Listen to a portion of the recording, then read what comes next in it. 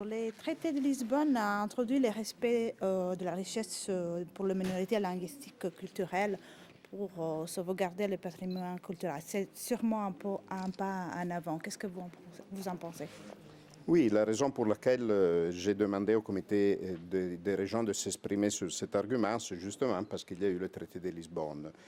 Ça fait à peu près 10 ans que j'ai cet intérêt pour les minorités linguistiques en Europe.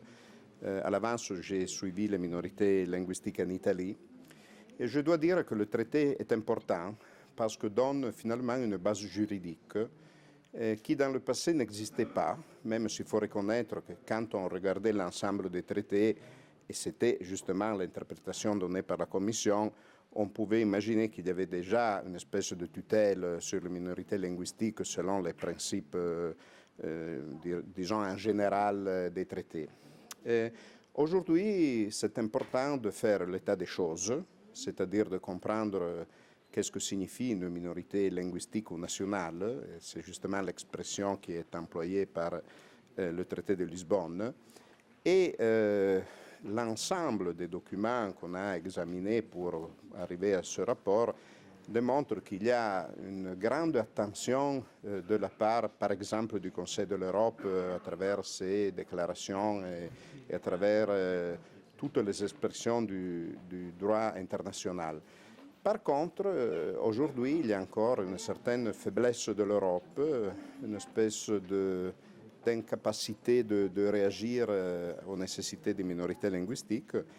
Et je pense que ce rapport permettra de reprendre un discours. Moi, je l'ai concerté avec les collègues qui s'occupent de ça au Parlement européen.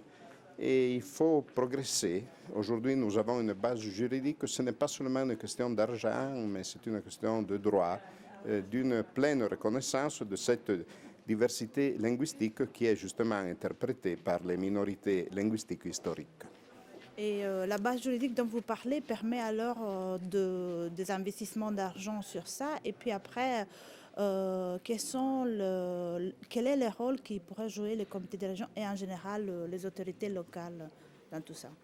Il faut dire d'abord que la question des minorités linguistiques est une question étroitement liée au rôle des régions. Moi, je parle surtout des régions parce que nous avons à peu près aujourd'hui 230 régions en Europe, dont 70 qui ont une forte compétence linguistique, une forte compétence juridique sur des questions telles que l'école, telles que l'éducation nationale, l'ensemble, disons, culturel qui intéresse les minorités linguistiques. Et entre autres, évidemment, la Vallée d'Aoste dont je viens, c'est une vieille région autonome avec capacité législative.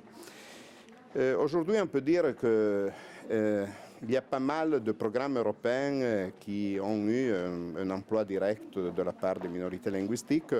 Il n'y a pas une ligne budgétaire spécifique et donc nous demandons dans notre rapport à la Commission et même au Conseil de réfléchir sur cette nécessité.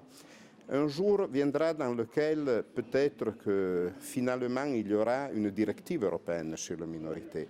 Parce qu'aujourd'hui, il y a une certaine ambiguïté, ça dépend un peu des États. Il y a des États membres qui sont très intéressés par les minorités. Il y a les pays de l'élargissement qui ont été obligés à s'occuper à travers la logique de l'acquis communautaire aux minorités linguistiques. Par contre, il y a des vieux États qui n'ont pas cette ambition d'être attentifs vis-à-vis de leur minorité linguistique.